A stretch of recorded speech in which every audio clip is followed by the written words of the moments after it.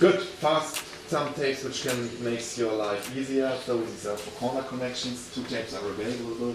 One with a pre-cutted liner, which helps you to pre-fold, and you can realize these really sharp connections. This is the old version of the tape. Modern tapes are pre-folded and they have one part of the tape already free.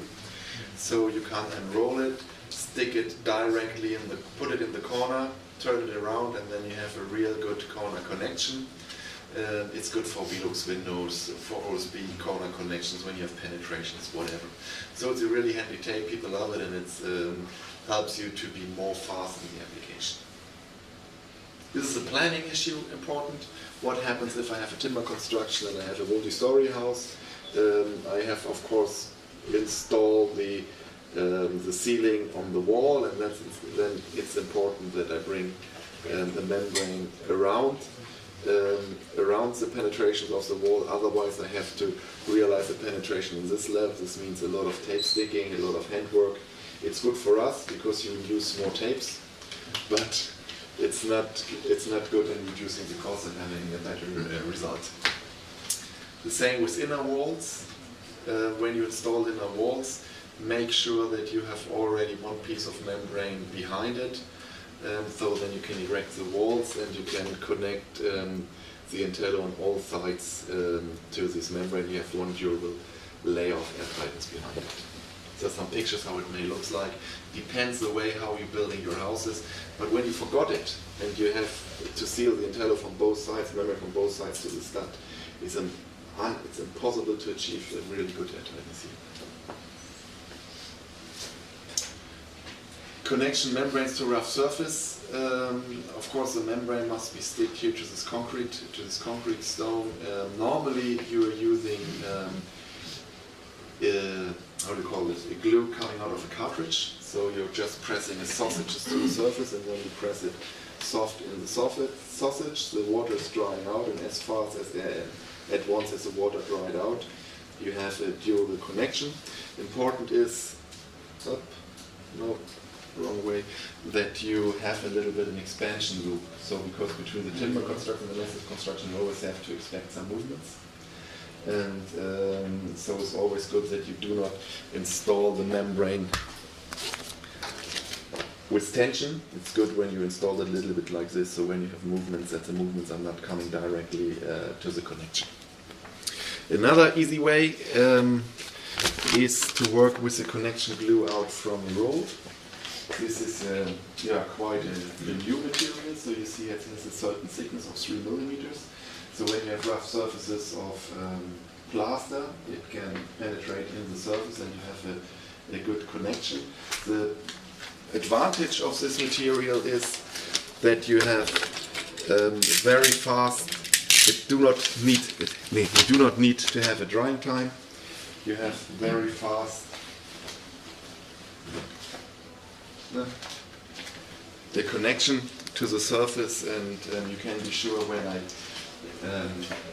go from the side and I've sticked everything properly that I have at once connection. It cannot be loosened during the building time. Yeah, here it is. To plaster, to concrete. Penetrations you have in every house. It's a question of the planning. I talked to guys with 4 centimeters insulation layer with you. He said the construction I have 4 centimeters insulation layer on the inside where I can put all the cables in. And of course I do not need more opening than water in, water out, electricity in, and of course the exhaust air from the chimney. So I can reduce it as good as possible. So this planning is not good. It's easy for the electrician to install it. It's an outside wall, so we just drill through it. But imagine you should install here later your lower wall. It's very difficult. So good planning makes your life easier. So here we have this 4-6 centimeters insulation space where we can have all this cold water, heat water, electricity running through, and we do not have to penetrate the air tightness membranes. Yeah, penetration can be realized. You can seal it with tapes and a piece of membrane, or only with tapes. This is possible. takes a lot of time, and of course you have to work carefully because this can happen very easily. That you have every tape connection is a possible leakage. Easier is your life when you use prefab grommets. We just put the grommet around the pipe, and then you stick the grommet with the tape to the surface, and due by this flexible material, I have only a small grommet as a sample with me, but you can touch it. During by this pressure, you achieve here a durable airtightness connection, and of course you have the possibility to move the pipe later a little bit. If you make the connection with the tape, it's fixed, you cannot move it. The same with cables.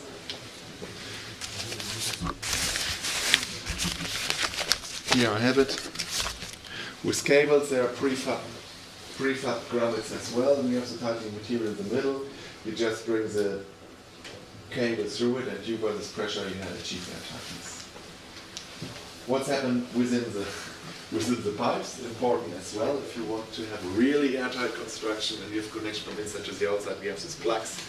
You can easily bring the cable through these plugs, seal it, and then even through these plugs, and air movement is not possible. And then you will think, okay, they're crazy, these people. Nobody is using it. And how big is the amount coming through this plug? But we had one case. It was a company who's building houses in Germany, maybe 25 houses a year, and they sold a house to a teacher. And the teacher was sitting, likes to run barefoot in his house, without shoes and socks. And he had this table standing to look outside in his garden, and underneath he had 4 plugs for his computer and everything. And these plugs was with these small pipes the cable came through. And through these pipes he has an air movement, I guess from downstairs, because it was in the house, it was circulating in the house somehow. And he always get, how do you call it, cold feet while he was working. While he was working on the desk, and it's laughing, and you can say, come on, it's not so, it's not a big problem, but it was a case which was fought into court. And so it's always good even to solve these small leakages with these plugs to avoid trouble. Good. Yeah, this one, of course, is a question of planning. We have it available in the big scales, these tightening materials, and if you have a multi-story house and you have this where multi-cable penetration, you can realize it as well. But this must be planned in advance. If you come later to the site and all these cables are there, then it's difficult to do it in any way airtight. Good. Quality is always a problem. I told you that most of the products are not ruled by a standard. So we'll take a look at external certification. The highest demands on airtightness we found in passive houses. So passive houses brings airtightness more or less in the market. And all our products, or the main products, are tested by these passive house components, and you can use it worldwide to realize passive houses. Then we have the certification by the German Institute for Building Techniques, by the French Institute of Building Techniques, by the Finnish Institute of Building Techniques, by the Canadian and American Institute of Building Techniques. So our products are worldwide certified, and this of course gives you an idea about the use quality, because every certifying institute is doing an aging test, it's doing a diffusion test, it's doing a test before and after aging, and we've done a lot of quality tests for our products. Good. This is another planning issue. When you have massive walls and you install these pipes, how do you call it, toilets and whatever, make sure that behind this installation you add plaster, because unplastered wall is not airtight. And here you see it will be streaming amounts going through this wall. You cannot repair it later. It's easier to put the plaster first behind and then install the pipes. This is a brilliant example done by Passive House architect Enrico Brunilauri from Emo Architects. He knows it, and he plastered first behind all these cables to be sure, okay, when I put later the end plaster layer, everything is covered. Or he uses pipes and cables. So this is a good example. Yeah, refurbishment situation, of course this is not working. Here foam is not airtight. And of course, it's not sticking to the ground. They forgot to use the primer here, so it's a really bad application done by this installer. You see here how many leakages you found. Permanent connection, yeah, you can stick the membrane from both sides to it, I guess is the most common one, or you can put a piece of membrane first around it, stick it to the membranes later. Tapes, glues, everything is possible. Windows. Windows is interesting as well. We have a small assortment of window connection products.